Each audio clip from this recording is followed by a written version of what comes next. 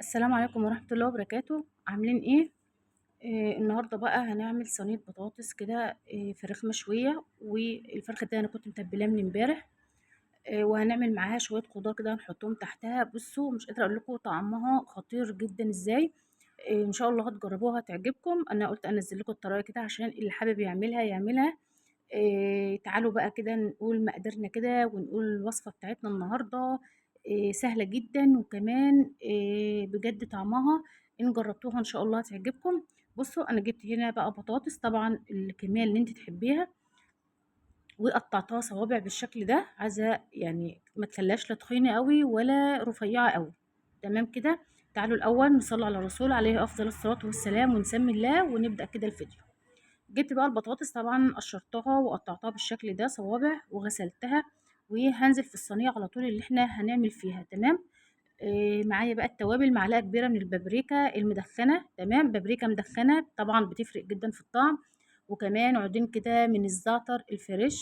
بصوا هنا بقى اساس الزعتر. تقولي هستغنى عنه، ممكن تستغنى عنه كل حاجه، بس هو بيدي طعم خطير جدا للبطاطس. دايما يبقى هاتي منه كده وحطيه في طبق فوم كده وغطيه كويس، وحطيه عندك في التلاجة، او مش هيحصل له اي حاجه. تاخدي منه على قد كده على قد ما بتعملي. فطبعا هنا الزعتر زي ما قلت لكم بيدي طعم حلو جدا جدا للبطاطس. ده اساسي. ومعايا طماطمتين اتنين بس على الكيلو البطاطس، طماطمتين اتنين بس، وكمان جزرتين واربع قطع كده من البصل الصغير. قشرتهم وسبتهم كده سلام زي ما هما. التوابل ما كملتلكوش، المهم عودين من الزعتر، وكمان رشه من الفلفل الاسود ورشه من الملح. ما تكتريش ملح عشان هنا الفراخ متبله وفيها ملح وكل حاجه، فهتنزل سوائل عشان ما تحدقيش البطاطس. فهاقول لكم كده مقادير التوابل تاني معلش، علشان تبقوا عارفين كل حاجة، وتطلع معاكم زي ما طلعت معايا تحفة كده.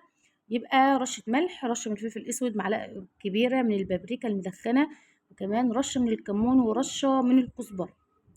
تمام كده. هقلب بقى ده كله كده مع بعضه، وكمان شوية من الزيت.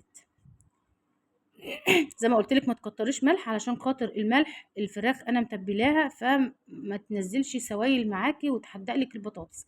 فهخلي الملح بتاع البطاطس قليل عن العاده، يعني عن المعتاد يعني. تمام.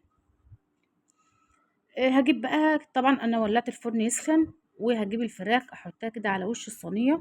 هقول لكم بقى التتبيله، طبعا التتبيله اللي انت حباها اعمليها. في ناس مش موجود عندها صوصات، فهقول لكم تتبيله بديل الصوصات وكده علشان تبقى معاكم حلو.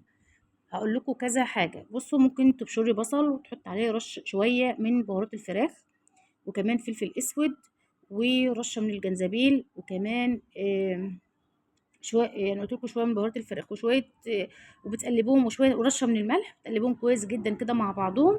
وبعد كده بتتبلي بهم الفراخ وتسيبيها نص ساعه، بس نص ساعه كفايه لو انت مستعجله عليها. وهتعملي نفس الوصفه كده. تتبيلة تانية هتجيبي معلقة صلصة وعلبة من الزبادي، ولو عندك صوص باربيكيو ضيفي معلقة، وكمان شوية من الزيت ومعلقة من الخل، بهارات فراخ، فلفل اسود، شوية من الكمون البودر، اللهم صل على النبي، توم باودر وبصل باودر ورش من الجنزبيل. وهتقلبي برضو كله مع بعضه، وهتتبلي الفرخة وهتضيفيها برضو على البطاطس بالشكل ده. بس كده، انا مش حابة اضيف طماطم خالص. وحط كفايه بس الطماطمتين اللي احنا ضفناهم متقطعين برضو كده. وبس كده. شايفين بقى انا دخلتها الفرن على الشبكه، غطيتها نص ساعه وعلى نار عاليه، وبعد كده هديت النار خالص وسبتها كده مع نفسها لما استوت وبقت الشكل التحفه ده. اخر ربع ساعه بتشيلي الغطا من على الفراخ، وبتسيبها منها لدرجه حراره الفرن بتحمر وبتبقى زي الفل. البصل مستوي، البطاطس مستوية، والفراخ مستوية، كل حاجة مستوية. وريحتها بصوا فظيعة. بصوا التتبيلة كمان نسيت اقول لكم تحطوا فيها برضو عود كده من الزعتر. الزعتر هنا بيدي طعم وريحة للبطاطس. بصوا بقى مش قادرة اقول لكم بقى بجد بتبقى تحفة جدا. جربوها. وضيفوا زعتر على البطاطس، حتى لو انتي ممكن تقطعوها صوابع كده وتضيفي زعتر ورشة بابريكا وكمان رشه من التوابل ورشه بسيطه خالص من الزيت، وتقلبها ببعضها وتدخليها الفرن برضو بتبقى تحفه.